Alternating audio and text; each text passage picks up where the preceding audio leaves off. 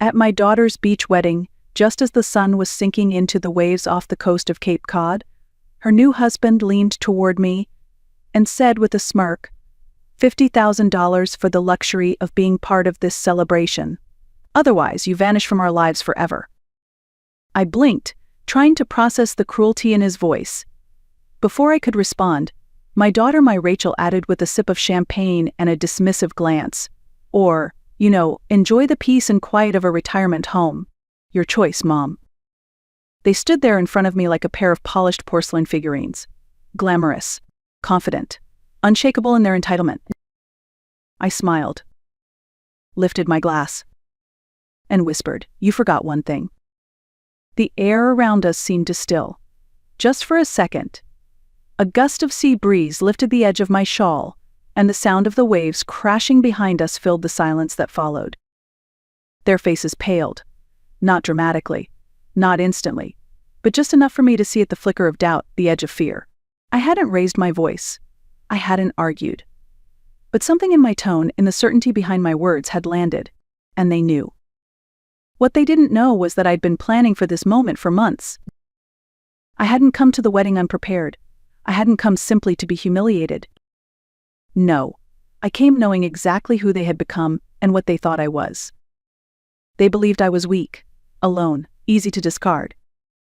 They forgot that I had built my life from nothing once before, and I could tear down theirs without ever lifting my voice. You forgot one thing, I repeated softly, the wind carrying my words out to sea. Then, I excused myself to powder my nose, leaving them standing there. Because the storm they had summoned, it had already begun. I was 28 the night I left my old life behind. It was raining hard in Boston, the kind of rain that soaked you in seconds. The windows of our cramped apartment rattled with every gust of wind, but inside it was the silence that chilled me most. My husband, Tom, had passed out on the couch, snoring loudly, his rage spent for now. My cheek was swollen. Again. And in the hallway, my 4-year-old daughter stood barefoot in her pajamas, clutching a worn-out stuffed bunny to her chest, her face streaked with tears. That look in her eyes, wide, resigned, too wise for her age, that's what did it. Not the bruises. Not the yelling. But her eyes. And the fact that she didn't cry out anymore. She had already learned that being silent was safer. That was the moment everything shifted. I moved quickly, like someone in a dream. I grabbed an old duffel bag and packed it with what little I could, Rachel's favorite clothes, some snacks, our passports, and a copy of Pride and Prejudice I had hollowed out weeks ago. Inside were $237 in cash, scraped together from grocery savings and tips I had hidden. When I lifted Rachel into my arms, she wrapped herself around me instinctively. "Are we going on an adventure, Mommy?" she whispered. "Yes, baby," I said, trying to keep my voice steady. "The biggest adventure of all." We disappeared into the rainy night, boarding a bus to Dorchester, where an old high school friend had promised us a couch for a few nights. It wasn't much, but it was enough. 2 weeks later, I found us a tiny apartment, just one room with a bathroom barely big enough to stand in. It smelled like cabbage and cigarettes. The wallpaper peeled. The heater clanked. But no one hit me there, no one screamed. And Rachel slept through the night. I found work at a diner serving breakfast from 6 to 2, then changed into a thrifted skirt and blouse to answer phones at a dentist's office from 3 to 9. I was exhausted, always. But Rachel was safe. And for the first time in years, I could breathe. That was the real beginning of our story. Not the wedding. Not the boutique. But that rainy night, when I chose my daughter and myself over fear. Rachel got into Boston University on a partial scholarship. I still remember the day the acceptance letter came. She danced across our tiny kitchen, waving the envelope like a golden ticket. "I got in, Mom, I really got in." Her face was lit with joy, with pride, with the kind of future I had always dreamed she'd have. That night, after she fell asleep, I cried. Tears of happiness, yes, but also fear, because the tuition still loomed large. And what the scholarship didn't cover, I would have to find a way to manage. By morning, I had a plan. I picked up extra shifts at the diner, took on evening cleaning jobs at offices in Back Bay, On weekends, I worked the stockroom at a local department store. I kept going, because that's what mothers do. And Rachel thrived, and Kimi Caesar-ding. She studied hard, made friends, even started dressing more professionally, sleek blazers, elegant heels. When she came home for visits, she'd tell me about her marketing classes, her group projects, her dreams of launching something big. A brand, a boutique, something elegant and modern. She spoke about it with stars in her eyes. After graduation, the call came at nearly midnight. I had just gotten home from a double shift and was about to collapse into bed. "Mom," she said, her voice trembling, "I think I found it." A storefront, small, but full of character. Exposed brick, original hardwood, big windows. "It's perfect," she said breathlessly. "I can see it all. The displays, the collections, the feel of it. But I need help. I need startup money. I know it's a lot to ask, but..." "How much?" I asked. She hesitated. 97,000. The number knocked the air out of me. That was more than I had in savings. But then I thought of the one thing I protected all these years, my retirement fund. Modest, but consistent. Every paycheck, every month, a little tucked away for a someday that never quite came. I met with Sarah Miller the next day, my friend from high school, now a paralegal at a respected Boston law firm. Years ago, I'd let her sleep on my pull-out couch when her marriage fell apart. Now she sat across from me in a downtown office, reviewing the paperwork to liquidate my future. "You're sure about this?" she asked. "Unsure." But Sarah wasn't done. She added something extra: partnership papers. "You'll retain 51% ownership," she said firmly. "Rachel will be the face, but you'll be protected." I hesitated, but she insisted. "This isn't about control. It's about security for both of you." Rachel signed the papers without reading them. She was too busy dreaming. 3 months later, Rachel's closet opened with cheese platters, plastic flutes of sparkling wine, and a stack of handwritten invitations. I stood in the back, watching her shine. The boutique was beautiful. She was radiant. And I was happy to be her silent partner. Because this was the dream. Ours. For a while, everything felt like it was falling into place. The boutique grew slowly at first. Sales were modest. Rent was tight. Rachel worked 14-hour days, window displays late into the night, back and forth with designers, running her own social media, answering emails herself. I helped in the background, restocking inventory after closing hours, keeping the books clean, paying for unexpected costs without ever mentioning them. Then one day, everything changed. A girl from college, Elisa, I think, came by the store. She was one of those rising lifestyle influencers. She tried on a cobalt blue sheath dress and posted a photo on Instagram with some flattering caption. The next morning, there was a line outside the store. By that afternoon, Rachel had sold out. Suddenly, Rachel's closet was on the map. She was featured in local magazines. Other influencers dropped in. Customers came from across the city. In 6 months, she was eyeing the vacant space next door. I watched it all with joy swelling in my chest. I only visited after closing. That was my choice. I knew I didn't belong to her new, elegant world, the gleaming shelves, the minimalist decor, the polished customers in designer heels.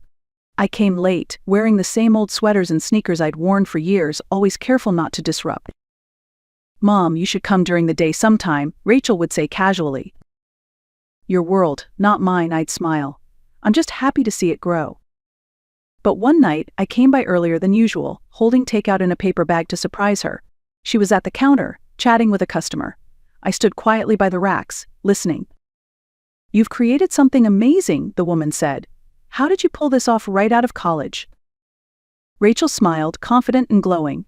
"I built it from nothing," she said. "Just hard work and a clear vision. No one handed me anything." Her voice was light. Her words were knives. I built it from nothing. Nobody handed me anything. I turned and left without saying a word, the bag of food still clutched in my hand. Outside, I leaned against the brick wall, trying to steady my breath. That was the night I realized I had disappeared from her story. Not just quietly, not accidentally. Erased. I wasn't part of the narrative anymore. I was just the shadow behind the light. A few months after that night, Rachel met David Harrington. She introduced him briefly at a Chamber of Commerce gala, where she was being honored as one of Boston's top entrepreneurs under 30. I had gone with her my first time stepping into her world, in public dressed in a clearance rack navy dress, and with my hair done at a salon for the first time in years. David was polished, wealthy, confident. The kind of man who said your name once and then never forgot it. I could see right away he liked power.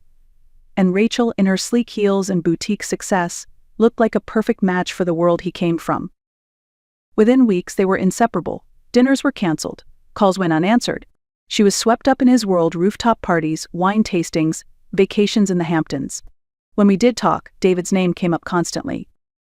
David thinks the boutique could go global. David's parents know investors. David's teaching me how real businesses scale. He spoke in buzzwords, and she repeated them like scripture. Then one day, I learned about their engagement from Facebook. A photo, her hand on his chest, a diamond the size of a grape sparkling in the sunlight. I said yes to forever, the caption read. No phone call, no warning. I called her that night. Oh, Mom, she said, breathless with excitement. I was going to tell you, we've been celebrating. Isn't it amazing? Amazing wasn't the word I had in mind. 2 days later, I received a message that wasn't meant for me. It was a screenshot from David to Rachel. Your mom can't sit with my family at the dinner. My parents would be horrified. Put her at the vendor table. I stared at the screen, waiting for her reply, waiting for her to stand up for me. But no defense came. Just another message to me 7 minutes later. Mom, can you believe the florist wants $1,200 for eucalyptus branches? This wedding is so stressful. That night, I stopped by her apartment, unannounced. She wasn't home, but her laptop was open on the kitchen counter. And there it was. A tab labeled FMA Management. A full strategy document. Bullet points outlining how to keep me out of sight at key moments, how to extract maximum financial support while minimizing my visibility. A comment from David after the wedding, it'll be easier to create distance. I closed the laptop and stood in silence. They weren't just forgetting me. They were planning to use me and discard me. And that's when I called Sarah. I need you, I said. And I need you not to ask questions yet. Sarah didn't hesitate. The very next day we met in her home office. Legal pads, file folders, and coffee mugs filled the room like a war room in progress. If I activate my majority ownership, I asked, what does that actually allow me to do? Sarah looked me in the eyes. It means you can initiate a full audit, freeze the business accounts, revoke any unauthorized contracts, and if necessary take back control of operations. I nodded. But I won't move unless they give me a reason, I said. She raised a brow. What will the trigger be? I didn't answer then. But I knew. And it came on Rachel's wedding day, on that Cape Cod beach, under strings of fairy lights and soft jazz floating from rented speakers. When David turned to me, drink in hand, and said with a smile too polished to be sincere, $50,000. Pay it or vanish forever.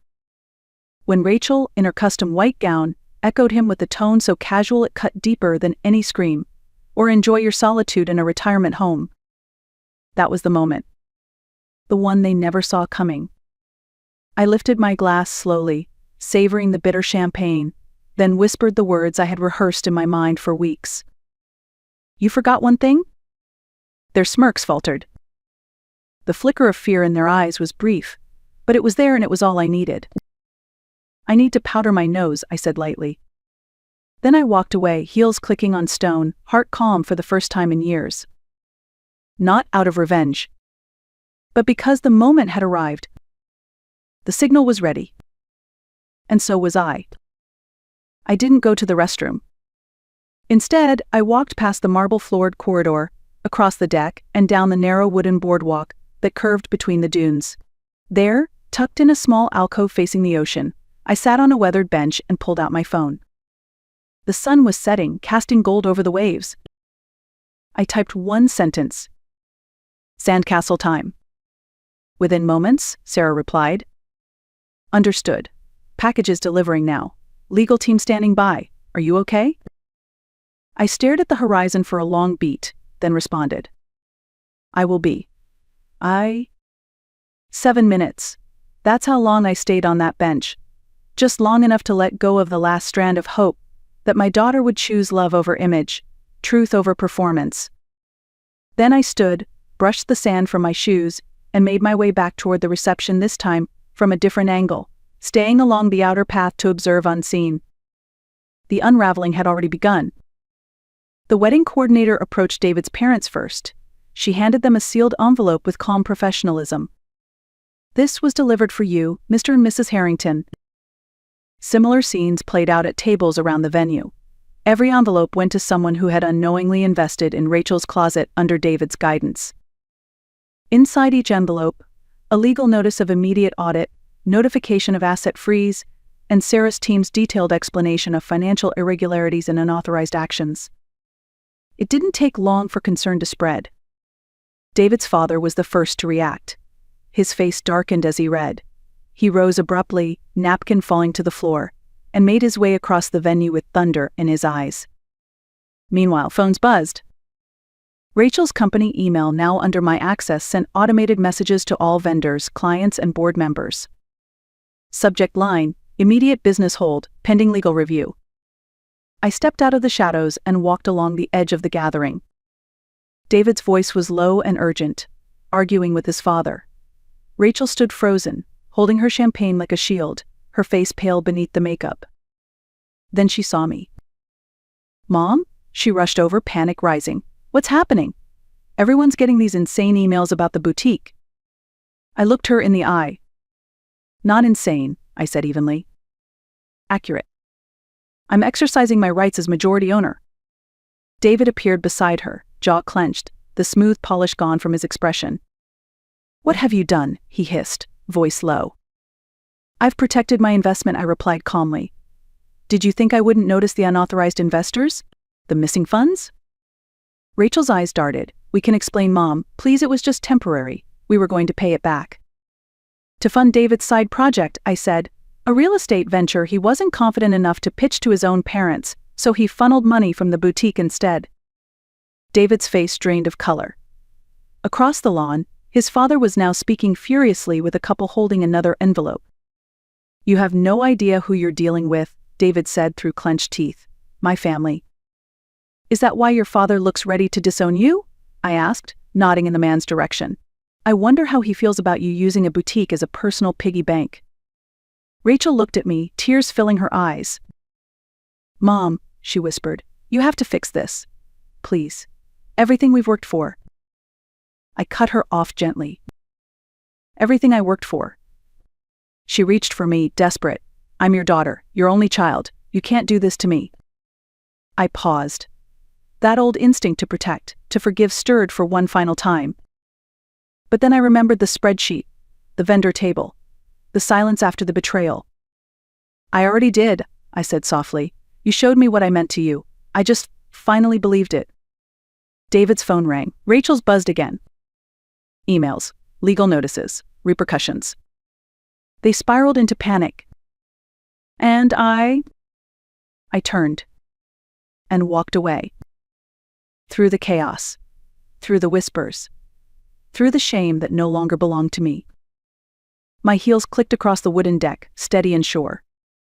Not angry. Not broken. Just done. I left the reception without another glance. At the edge of the property, I slipped off my heels and stepped onto the cool sand, letting the ocean breeze wash over me. With every step away from that glittering disaster, I felt lighter, freer. 3 miles down the beach, Sarah waited in her gray sedan, the engine quietly running.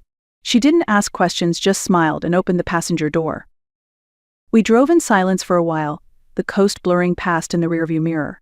I didn't need to look back. I already knew what I was leaving behind. Not just a wedding. Not just a betrayal. But a lifetime of being needed only for what I could give. Now, I was choosing something else. In a quiet town north of the city, a new storefront awaited, modest, untouched, mine. I would open something small, simple. Built not on sacrifice but on joy. Not for anyone else's validation. Just for me. Let Rachel have her spotlight. Let David rebuild his image. I had no revenge to savor, only peace to protect. For the first time in decades, I wasn't someone's mother, someone's backup plan, someone's savings account. I was just me. And that was finally enough. If this story moved you, don't forget to hit that like button, it helps more than you know. Have you ever had to walk away to find peace? Share your thoughts in the comments below. And if you love stories of quiet strength and redemption, subscribe for more. We're just getting started.